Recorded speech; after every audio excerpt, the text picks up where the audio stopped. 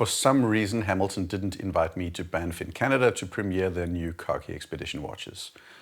Once I'd gotten over my initial disappointment with not being among the few that got invited to Banff, my question, of course, to myself was, is this a good release or not? No big surprise, it's good. Pretty good actually, but more importantly, it's a study in looking at your current big seller and thinking about how you can make it even more popular. Let's dive in. The release encompasses 6 watches, 3 37mm and 3 41mm. In both sizes you get black, blue and white dial variants. You also get steel bracelet or leather options. Inside the watch you have an H10 movement, which is a fairly standard base ETA caliber which has quite an impressive 80 hours of power reserve.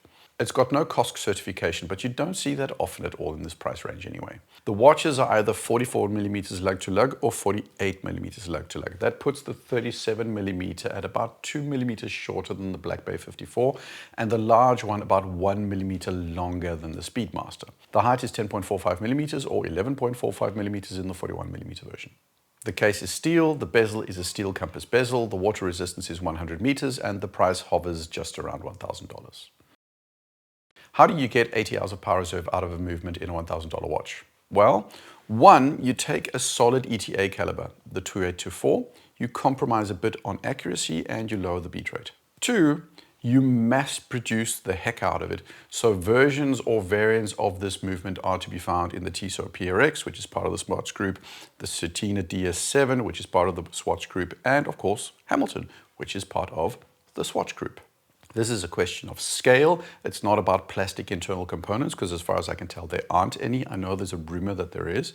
This is all about mass production.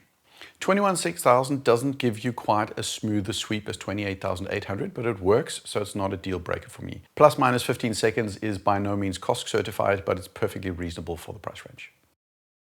This is the first place where you see the journey that Hamilton have been on. The bracelet is very reminiscent of an oyster style bracelet, which they have previously used in some titanium and DLC models, I believe. It has 3 links, all of which are brushed, and it has a little bit of taper to it that gives it a nice sleek look. If you added more taper, I think it would look more dressy and less toolish. Overall, I think they've struck a reasonable balance between refinement and toolishness. The clasp is milled, which is not a first for them, but it's actually quite impressive. For the longest time, you needed to go above $2,000 to be certain of getting a milled clasp.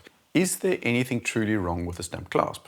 No, they work reasonably well, but with the stamped clasps, you typically have 3 things that can be perceived as negatives. Stamped clasps are typically made of thinner pieces of metal, and they have a tendency to get more dinged up more easily. They just look more worn quicker. Because of the thin metal and the stamping process, the metal can also warp and deform a bit more over time, leading to loose spring bars and just generally more rattle. Finally, a vast majority of stamped clasps have some sort of fold-over mechanism that is just a bit loose and a bit cheap looking, plus it also becomes loose and unsafe over time, at least often. This clasp is really good and feels solid and a lot more premium than I at least am used to at this price range. It lacks an easy adjustment mechanism. That would likely add a bit of cost, but I'd pay for it. Weirdly though, I think the theme of this watch lends itself more to the classic Hamilton leather straps or even a NATO. So the bracelet is likely not the one I would personally choose, but for those that want the bracelet, you get a really, really good one for the price. And also, to make this watch exceptionally popular, you have to have a steel bracelet. Having said that, the leathers in this price range are typically pretty far from premium. The Hamilton leathers are always a bit stiff. Obviously, this isn't partially due to the fact that they're not going for a soft, supple JLC style leather, but rather something that wears more rugged and feels more durable. So it's a balance. The initial stiffness, though, takes a little bit of getting used to. Take almost any Hamilton khaki and you'll quickly realize 2 things. Their lugs are really long. The lugs curve inwards. Hamilton khaki field in titanium, 52mm lug to lug. Hamilton khaki auto, the 38mm version, 47mm lug to lug. This has always been a problem for a lot of the Hamiltons. It made these watches wear very big, and depending on your wrist size, there was always a risk that these lugs would hang over your wrist, much like most models.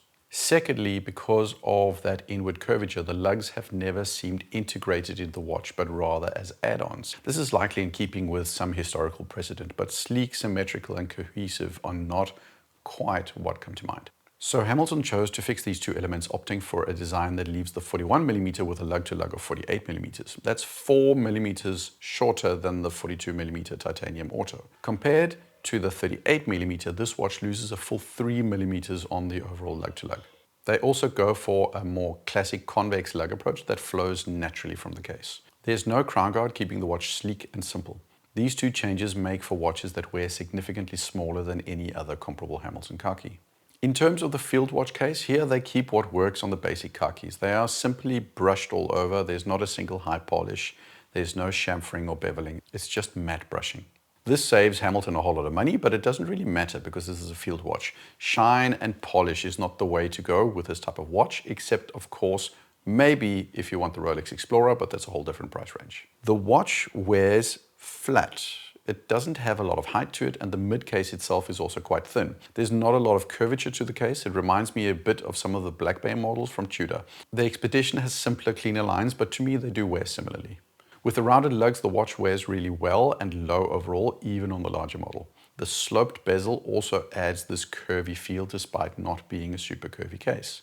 Those short lugs relative to the case give the watch a compact feel, and put all the things together and you have a watch that wears really well.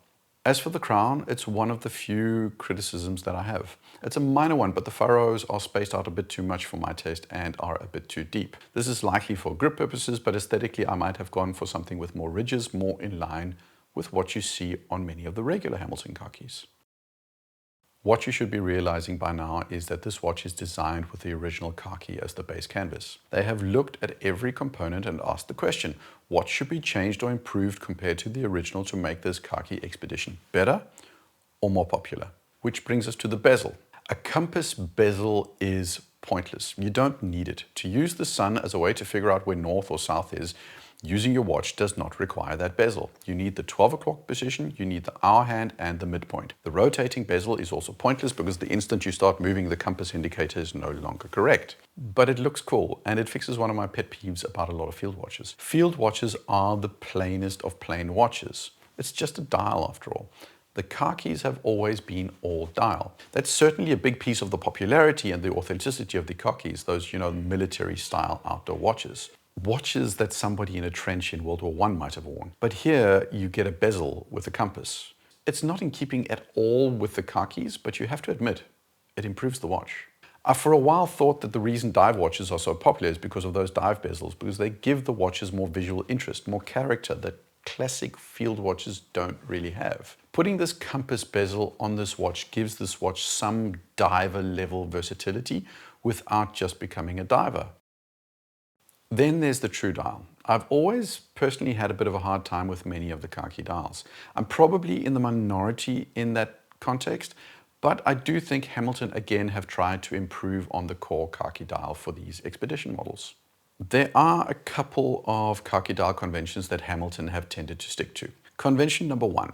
For a large number of models, the khakis have often had Beobachtungsuhr style dials with dual hour and minute numerals on the dial face. They've experimented with different fonts, but this dual numeral style is quite common in the khaki line. I've never really liked it because I've always felt the dials were cramped.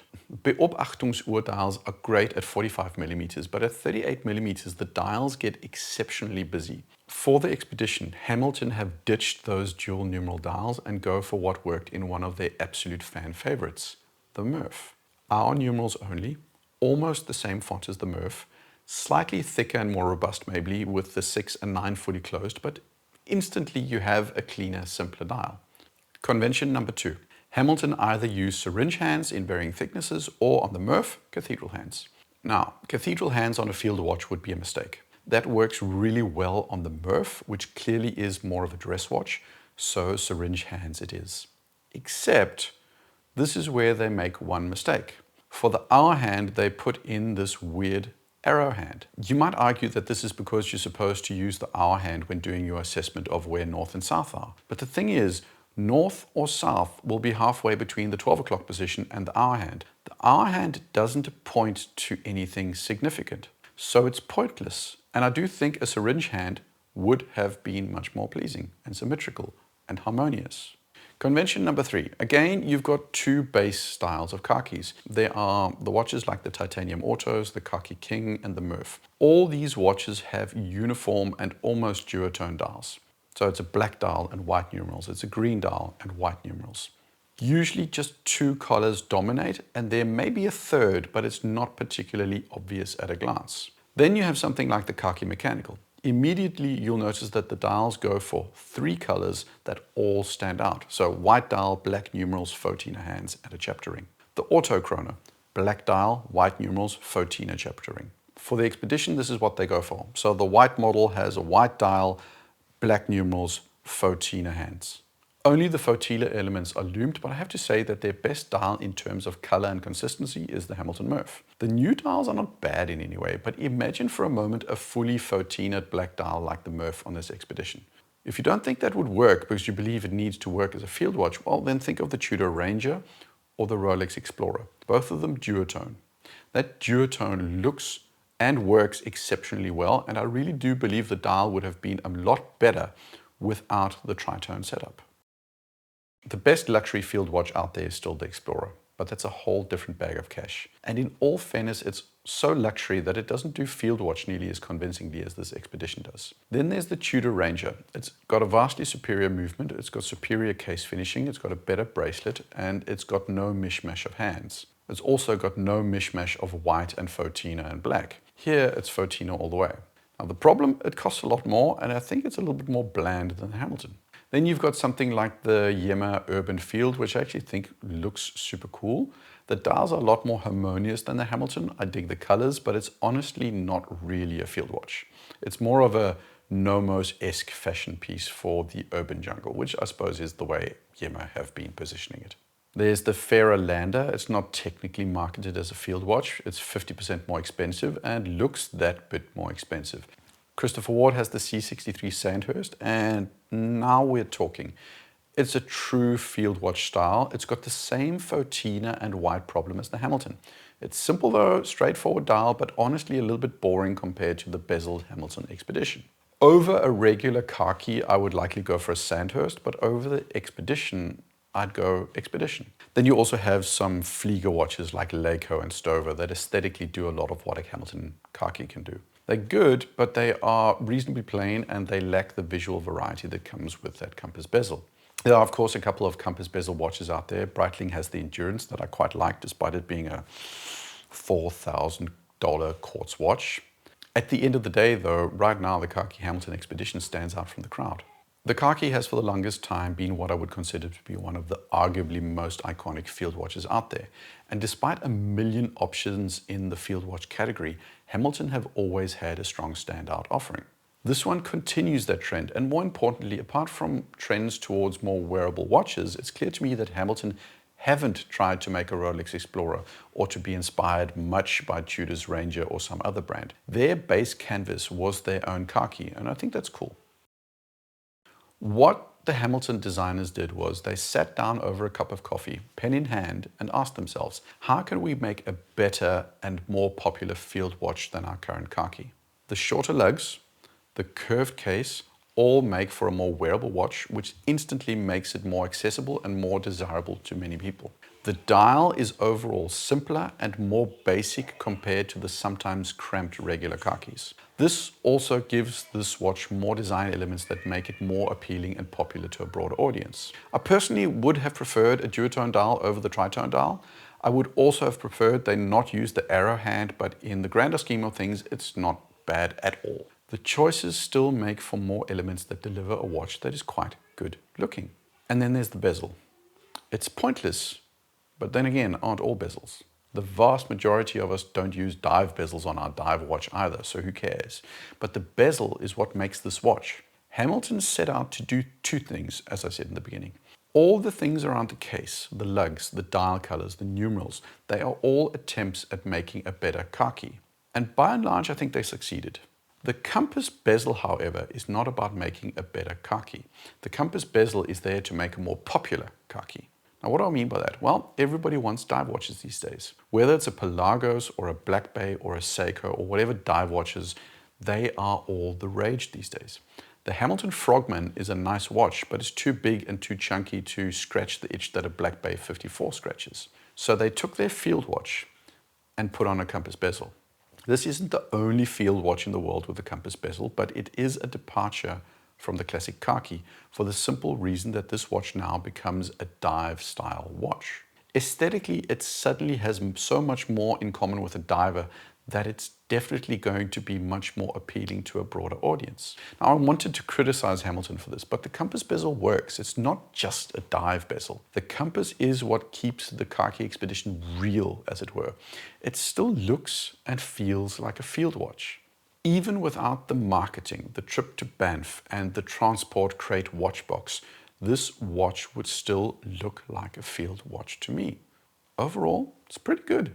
Especially for $1,000, you really get a lot of watch for the money. We complain a lot these days about watch pricing. I can't do that here. It's good value, clasp and all. Personally, I'll wait and see if they ever do a duotone dial, but that's it.